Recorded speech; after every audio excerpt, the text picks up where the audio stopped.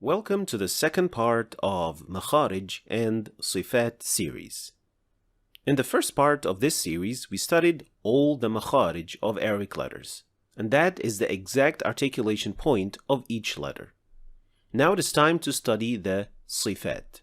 And Sifat literally means characteristics or attributes. But what does that mean in the context of studying tajweed and articulation? Well, Sifat refers to the way you pronounce the letter from its makhraj, so how it is done. They are a set of characteristics which, if not done properly, will produce a different letter, causing clear mistakes. Every single letter has a combination of characteristics, so not just one, which make every sound unique.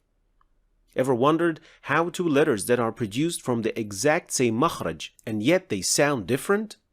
Well, they sound different because of the sifat or the characteristics applied on that letter. You can look at it like that.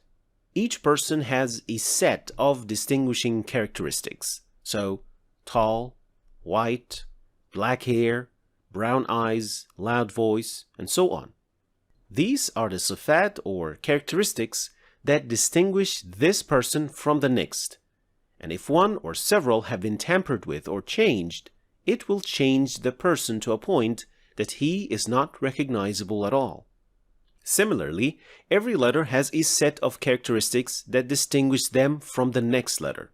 If one or more of these characteristics have been changed, the letter will not sound the same, and in cases, it will become a different letter.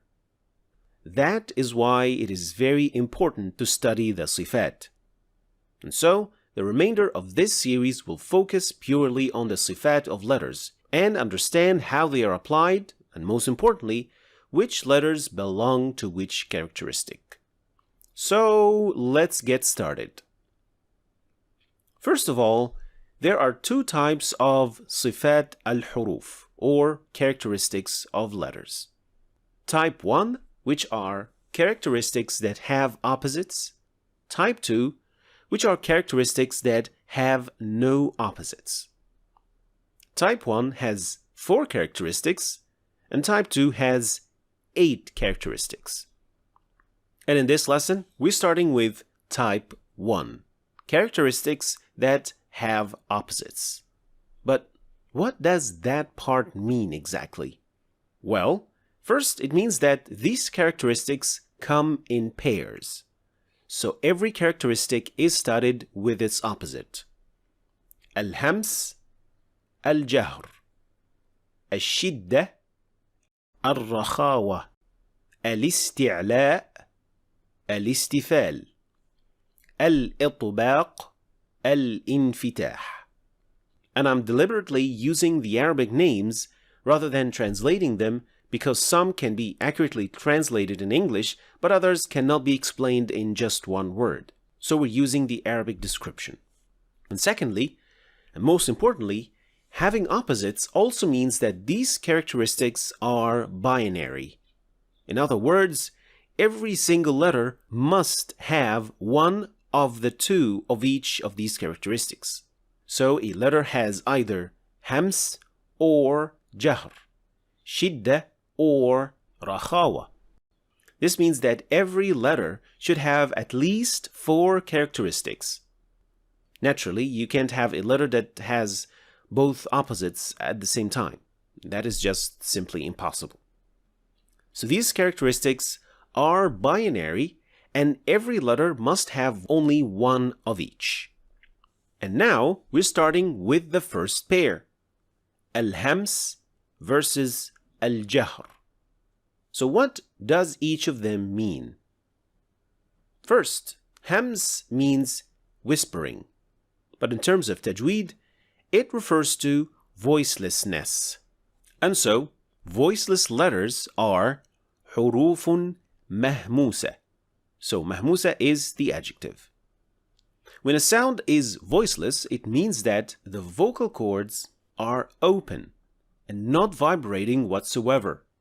This here is the throat, and these two are the vocal cords. And as you can see, they are completely open.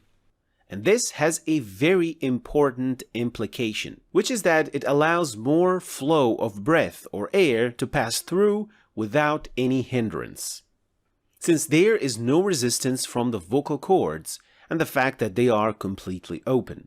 So, when we say that a letter has the characteristic of hems, we mean that the letter is produced without vibrating the vocal cords and a breath accompanies the production of its sound. And this is applied on 10 letters. These 10 letters form the mnemonic فحثه شخص سكت. So, if I want to make sure that I'm applying this attribute properly, I should make sure that these two concepts are well taken care of. So, for example, fa, f. You can put your hand on your throat to make sure that there is no vibration at all. And then, one more time in front of your mouth to feel the little gush of air accompanying the pronunciation of the letter. Same thing for sin, s, and the kaf too. Ek, ek. That little gush of air accompanying the sound, that is hems. That is the little breath accompanying the letter. And the same story for ta, at, at. A little breath that completes the proper pronunciation of the letter. And this is applied on all of the 10 letters. So, hems is voicelessness and completing the pronunciation of letters by allowing air to flow. But what about jahr? Well, the easy part about it is that everything that we said earlier about hems is the exact opposite when it comes to jahr. So, jahr letters are voiced letters for which we vibrate the vocal cords. And in order for vocal cords to vibrate, they need to close a little bit while getting tenser. This movement and this vibration have implications too, which is that the letters of jahr will have less flow of breath available to them than the letters of hems. So they depend more on the sound of vibration rather than the airflow. And we apply that principle and this characteristic on every letter that doesn't belong to the set of 10 letters of hems. So that is basically the remaining 19 letters. So, when you are touching your throat while pronouncing al,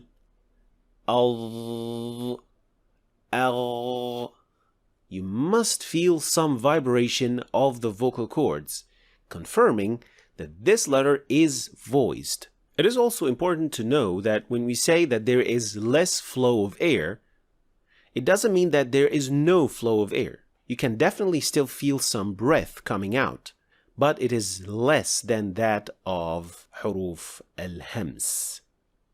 So, Sifat al-Huruf, how you pronounce letters, are two types, one with opposites, which are 4, and the other without opposites, which are 8. The first pair that belongs to type 1 is hems versus jahr. Hems letters are voiceless letters, which involve more flow of air in producing the sound, and they form the word فحثه شخص سكت. While jahr letters are voiced letters, which involve vibrating the vocal cords in producing the sound and produce less airflow. And they involve every single letter that doesn't belong to the 10 letters of hems. Thanks for watching. If you want to start reading and understanding the Quran in Arabic, then you should start your journey right here. And don't forget to check out my latest book, which goes perfectly with this free course. I'll leave the links for all of them in the description, so check them out. Thanks for watching, and I'll see you next time.